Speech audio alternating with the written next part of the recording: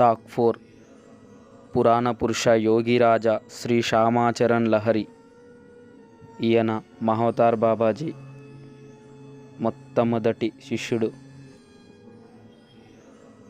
ఈయన మహవతార్ బాబా నుంచి దీక్షలు పొందారు. అధ్యాయం 3 కొనసాగింపు. జయ శివ శంభో హరహర మహాదేవ్. అక్కడున్న సన్యాసులందరూ కంఠంలో నుంచి ఒక్కుముడిగా వెలువడిన ఈ నినాదం నలువైపుల కొండలో నుంచి మారుమోగుతూ శ్యామాచరణుల చెవుల్లో పడుతుంది. జడ జగత్తులో నుంచి వెలువడ్డ ఈ ధ్వని కొత్త సాధకుడి మనసులో లోపలికి చొరబడి ఆనందం ప్రతిధ్వనిస్తుంది. వారు దీక్ష పొందిన చోట రాణికేత్ నుంచి సుమారు 15 మైళ్ళ దూరంలో ద్వారాహట్ పర్వత శ్రేణులు ఉన్నాయి. దీక్ష ద్వారా మహాయోగికి యోగం వల్ల కలిగిన సంస్కరణ వికాసం వల్ల భారతదేశపు ఆధ్యాత్మిక సాధనలో మరో అధ్యాయం ఆరంభమైనది. దీక్ష తర్వాత శ్యామాచరణులు ప్రతిరోజు ఆఫీసు పనులు త్వరగా ముగించుకొని గురుదేవుల సన్నిధికి వచ్చి వారు చూపించిన మార్గంలో సాగి కఠోర సాధన ద్వారా తమ జీవన సాధనం ప్రారంభించారు. కొద్ది రోజుల సాధనతోనే వారు పూర్వజన్మ నుంచి సంచితమైన యోగాభ్యాసాన్ని వికాసం చెందసాగింది. అంతకు ముందెన్నడూ అనుభవంలోకి రాని ఆనందమయము ఈనాడు వచ్చింది. శ్యామాచరణులు తమ గురుదేవులను బాబాజీ అని పిలుస్తుండేవారు. అందుచేత తర్వాత కాలంలో వారి శిష్యులందరూ పరమ గురుదేవుల బాబాజీ అన్న పేరుతోనే ప్రస్తావించేవారు. సాధనలో కలిగే మత్తులో శ్యామాచరణులు గృహస్థ సంసారాన్ని, భార్యను, పిల్లలను అందరినీ మర్చిపోయి ఏది ఏమైనా తమ గురుదేవుల సన్నిధిని విడిచిపోలేనంతగా సాధనలో నిమగ్నులైపోయేవారు. పూర్వజన్మలో ఈ గుహలోనే కూర్చొని శ్యామాచరణులు కఠోర సాధన చేశారు. తత్ఫలితంగా ఈ జన్మలో కొద్ది రోజుల్లో గాఢ సాధన వల్ల ఉన్నత స్థాయికి చేరుకొని ఇల్లు వాకిలి అన్నీ మరిచిపోయారు. ఈ మధ్యలోనే బాబాజీ ఒకసారి తాము కొద్ది రోజుల్లో ఈ గుహ విడిచి వేరే చోటికి వెళ్ళబోతున్నామని శ్యామాచరణులకు చెప్పారు. దానికి కారణమేమిటి అని మెల్లమెల్లగా ఆ ప్రాంతంలో జనావాసులు ఏర్పడడం మొదలయ్యింది. అంచేత ఆ చోట సాధువులకు ఉపయోగకరంగా కాకుండా పోతున్నది. ఏ కార్యం నిమిత్తం తాము అంతవరకు అక్కడ నిలిచి ఉన్నారో అది నెరవేరింది. ఎలాంటి నేర్పుతో తాము వారిని ఇక్కడికి పిలిపించుకున్నారో అది కూడా వివరంగా చెప్పారు బాబాజీ. ఈ దుర్గమ్మ పర్వతాంచల్ ప్రదేశాన్ని వేరే గుమస్తా ఒకడు రావాల్సి ఉంది. కానీ బాబాజీ తమ ఇచ్ఛాశక్తి ప్రభావంతో అతని బదులు శ్యామాచరణును రప్పించారు. నిన్ను ఇక్కడికి రప్పించిన పని పూర్తయింది కూడా బాబాజీ చెప్పారు. ఇప్పుడు నువ్వు తిరిగి ఇంటికి వెళ్ళవలసిన సమయం వచ్చింది. నువ్వు ఇక్కడ చేయవలసింది చాలా ఉంది. కానీ శ్యామాచరణులకు తిరిగి వెళ్ళాలని లేదు. అదృష్టవస్తు తమకు ప్రియగురుదేవులు సాన్నిధ్యం మళ్ళీ ప్రాప్తించింది. కాబట్టి తక్కిన జీవిత కాలమంతా వారి సన్నిధిలోనే ఉండి కఠోర యోగ సాధనలు గడపాలని వారి కోరిక. ఈ ప్రకారంగా గురుదేవులకు తమ కోరికలు వెల్లడించారు శ్యామాచరణులు. దానికి బాబాజీ ఇలా అన్నారు: శ్యామాచరణ్, అలా జరగదు. నువ్వు పూర్తిగా ఒక గృహస్థుడివి. గృహస్థ ఆశ్రమంలో ఉంటూనే కఠోర యోగ సాధన చేస్తూ ఒక ఉజ్వల ఆదర్శాన్ని నెలకొల్పాలి. ప్రజలందరూ నీ కోసం ఎదురు చూస్తూ ఉన్నారు. నువ్వు ముక్తి మార్గం చూపిస్తావని. వారి ఆకాంక్షను చెవిని పెట్టి దాన్ని మర్చిపోతే పని జరగదు. సంసారిక మనుష్యుడు సంసారంలోనే ఉంటూ ఈశ్వర ప్రాప్తి సాధన చెయ్యాలని కోరుతాడు. ఎందుకంటే సంసారానికి మనుష్యుడి జీవితంలో అనేక సమస్యలు ఉన్నాయి. పైగా అతని ఎక్కువ సమయం కూడా ఉండదు. ఇందువల్ల నువ్వు సహజమైన, సరళమైన, నిరాడంబరమైన మాత్రమే కాక స్వల్ప సమయంలోనే ఫలమిచ్చే ఈ యోగ సాధన మార్గాన్ని అందరికీ చూపించాలి. ఈ భూమి మీద నువ్వు వచ్చింది ఇందుకే. ఈ సంగతి ఎప్పుడూ గుర్తుపెట్టుకో. అప్పుడు శ్యామాచరణులు సంసారిక కార్యవస్థల్లో ఉంటూ కఠోర సాధన చేయడం ఎలా వీలవుతుందని గురుదేవులని విన్నపించేశారు. ఇది వారికి అసంభవమైనగా కనిపించింది. యోగ సాధనకు సమయం చిక్కదని శ్యామాచరణులు ఉద్దేశం. దానికి బాబాజీ ఇలా చెప్పారు. కాదు శ్యామాచరణ్, నువ్వు ఇంటికి వెళ్ళి చూస్తే నీకు కావాల్సిన సమయం చిక్కుతుంది. సమయానుసారంగా నీకు కాశీ బదిలీ అవుతుంది. నువ్వు సుఖంగా ఉంటావు. నువ్వు గృహస్థ జీవనంలో ఉంటావు. సాధన ద్వారా సిద్ధి పొందుతావు. అప్పుడు నువ్వు సంసారిక వ్యక్తి నీ ఆదర్శంగా తీసుకుంటాడు. ఇంకో సంగతి, సంసారాన్ని ఎవ్వడు విడిచిపెట్టడానికి వీలు లేదు. మనిషి ఎక్కడున్నా సరే సంసారం అతడితోడే ఉంటుంది. అంతేకాకుండా ఈ ప్రపంచాన్ని ఇంత అందంగా తీర్చిదిద్దే వాళ్ళు, ఇంత వైవిలాసంగా కలిగించిన వాళ్ళు సంసారిక జనులే. వాళ్ళు లేకపోతే ఈ భూమి ఇంత అందంగా ఉండేదే కాదు. సంసారిక జీవనం లేకపోయినట్లయితే ఈశ్వరుడి స్పష్టంగా సృష్టి నశించిపోతుంది. అందరూ ఈ సంసారంలోనే పుడతారు. ఈశ్వర ప్రాప్తి సాధన అన్నది కేవలం సంసారిక వదిలేసిన వాళ్ళు విరక్తులో చేయవలసింది మాత్రం కాదు. చూడు,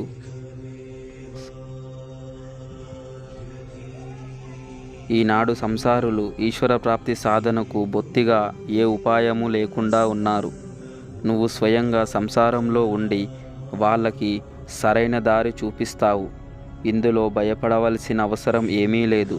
నువ్వు ఇంటికి తిరిగి వెళ్ళు. సమయానుసారంగా మధ్య మధ్యలో నువ్వు నన్ను చూడగలుగుతావు. అంతేకాదు, నువ్వు నన్ను ఎప్పుడు చూడాలనుకుంటే అప్పుడు చూడగలుగుతావు.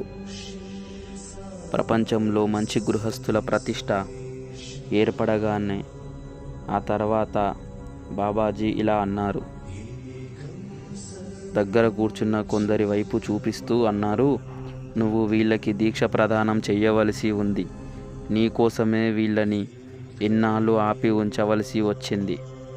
ఆ మాట శ్యామాచరణులు, మీరుండగా వీరు నా దగ్గర దీక్ష ఎందుకు తీసుకుంటారు అన్నారు లహరి మహాశయ. అప్పుడు బాబాజీ చిరునవ్వు చిందిస్తూ ఇలా అన్నారు, వీళ్లకు మాతో ఏ సంబంధము, ఏ లావాదేవీలు లేవు. నీతోనే వీళ్ళకి సంబంధం ఉన్నది. అంచేత నువ్వు వీళ్ళకి యోగ దీక్ష ఇవ్వాల్సి ఉంటుంది. దీక్ష ఏ ప్రకారముగా ఇయ్యాలో వారు తెలియజేశారు. ఆ తర్వాత వాళ్లకు దీక్ష ప్రదానం జరిగింది. ఈ ప్రకారంగా బాబాజీ సహజ యోగ సాధన తాలూకు విభిన్న ప్రక్రియలను నేర్పించడానికి, దీక్ష ప్రదానం చేయడానికి సంబంధించిన ఆచరణపరమైన శిక్షణ శ్యామాచరణులకు ఇచ్చి వారిని ఇంటికి పంపేశారు. ఎందుకంటే ముందు ముందు లోక శిక్షణ కోసం, అంటే లోక కళ్యాణం కోసం, ముక్తి మార్గం చూపించడం కోసం ఇవన్నీ శ్యామాచరణులే చెయ్యవలసి ఉంటుంది. కనుక రాణిఖేత్లో అప్పుడు చలికాలం మొదలయ్యింది. బాబాజీ నిర్దేశం ప్రకారం శ్యామాచరణులు రాణిఖేత్ నుంచి తమను బదిలీ చేయమని కోరుతూ క్రీస్తుశకం 1868 డిసెంబర్ 17 తేదీన పై అధికారులకు విన్నపం పంపుకున్నారు. చలి ఎక్కువగా ఉండే కొండ ప్రాంతం, తమకు అనారోగ్యం అనుకూలంగా లేదని ఆ విన్నపంలో రాశారు. డాక్టర్ సర్టిఫికెట్ కూడా దానికి జోడించారు. శ్యామాచరణులు కొద్ది రోజుల్లో వారి దరఖాస్తు మంజూరు అయ్యింది. కదలాడే కెరటాలతో ఒడ్లను ఓర్చుకొని పారే నిండైన ఏరుల శ్యామాచరణులు కూడా క్రియాయోగ సాధకుడుకు సంబంధించిన సమస్త తత్వాన్ని హృదయంగా చేసుకొని ప్రపంచ రంగానికి దిగివచ్చారు. గురుదేవుల సన్నిధి నుంచి సెలవు తీసుకొని వెళ్ళి సమయంలో హిమాలయాల్లో ఉండే అనేక అసాధారణ సిద్ధ సాధువులను వారిని కలిసి అభినందనలు తెలిపారు. ముసలి తండ్రి పడుచువాడైన తన కొడుకును యోధుడిగా తయారు చేసి యుద్ధభూమికి పంపినట్లు బాబాజీ మహారాజ్ కూడా శ్యామాచరణులను యోగ సాధనలోకి గూఢత్వాల ద్వారా చేసి సంసార రూప కురుక్షేత్రంలోకి పంపారు. శ్యామాచరణులు బదిలీ ఉత్తరవు వచ్చినప్పుడు ఈసారి వారు ఉత్తరప్రదేశ్లోని మిర్జాపూర్లో కార్యాలయంలో కార్యభారం వహించవలసి ఉంటుంది.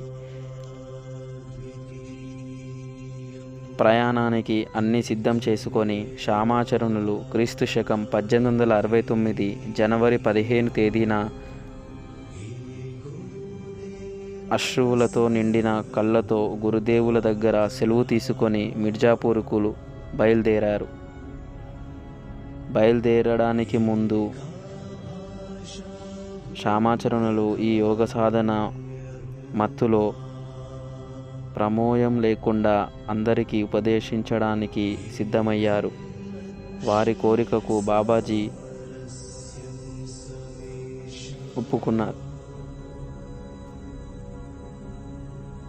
మిర్జాపూర్లో విధులు నిర్వహిస్తూ ఉండడం ఈ సమయంలో ఒక విచిత్ర సంఘటన జరిగింది. ఒకనాడు కొందరు మిత్రులతో మతానికి సంబంధించిన చర్చ వచ్చింది శ్యామాచరణులకు. వారిలో ఒకరు ఈ రోజుల్లో అలౌకిక శక్తి సంఘటనలు సాధువులు ఎవరూ లేరు అన్నారు. శ్యామాచరణుల జీవితంలో ఎంతో పెద్ద మార్పు వచ్చిందో వారిలో ఏ ఒక్కరికి తెలీదు. దానికి శ్యామాచరణులు ఇలా అన్నారు, అలా చెప్పడానికి వీలు లేదు. అలాంటి మహాపురుషులు ఇప్పటికీ ఉన్నారు.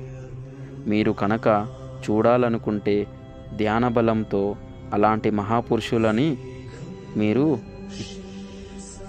ఇక్కడికి పిలిచి మీకు చూపించగలను. కొత్త సాధకుడికి సమయం ఆవరించుకోలేదు. మిత్రుల్లో కుతూహలం పెరిగింది. వారికి ఆశ్చర్యజనకంగా ఉంది. అయితే చూపించమని వారు ఎన్నోసార్లు ఆర్థించారు. చివరికి మహాపురుషులు పరువు కాపాడుకోవడం కోసమని వారు అందరూ అంగీకరిస్తూ ఇలా అన్నారు, సరే, నా కోసం ఏకాంతంగా ఉండే గది ఒకటి ఏర్పాటు చేయండి. దాని తలుపులు కిటికీలు మూసిపేయండి. గురుదేవులని పిలవడానికి యోగిరాజులు సిద్ధమయ్యారు. గురుదేవులు ఇచ్చిన మాట శ్యామాచరులకి జ్ఞాపకం వచ్చింది. ఆ భరోసాతో వారు గదిలో ప్రవేశించి యోగ భంగిమలో కూర్చొని మనసు నిలిపి ప్రార్థించడం మొదలుపెట్టారు. కొద్దిసేపట్లో ఉజ్వల జ్యోతి పుంజుకుంది. ఒకటి వెలువడించి అది మెల్లమెల్లగా బాబాజీ రూపంలోకి మారింది. వారి కోసం ఆసనం ఒకటి ముందు ఏర్పాటు చేశారు. దాని మీద కూర్చున్నట్టు బాబాజీ గంభీర స్వరంతో ఇలా అన్నారు, ఇచ్చిన మాట నిలబెట్టుకోవడం కోసమే నువ్వు పిలవగానే ఇక్కడికి వచ్చాను.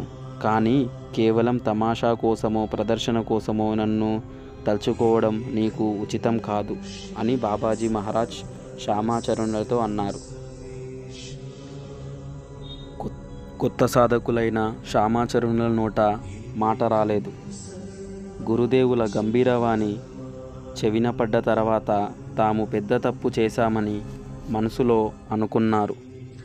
బాబాజీ దృఢస్వరంతో ఇలా చెప్పారు, ఇక ముందు నన్ను తలుచుకున్నప్పుడు నీకు దర్శనం కలగదు. నీకు అవసరం పడ్డప్పుడు మాత్రమే నేనే స్వయంగా వస్తాను. చేసిన తప్పుకు శ్యామాచరణులు క్షమాపణ కోరుతూ ఉన్నారు. మహాయోగి అందుకే అంగీకరిస్తూ తలుపులు తెరవమన్నారు. శ్యామాచరణులు తలుపు తెరిచారు. స్నేహితులందరూ బయట నిలబడి ఎదురు చూస్తున్నారు. తలుపు తెరుచుకోగానే అందరూ లోపలికి చొరబడ్డారు. మహాయోగి దర్శనం చేసుకొని ధన్యులయ్యారు శ్యామాచరణ మిత్రులు.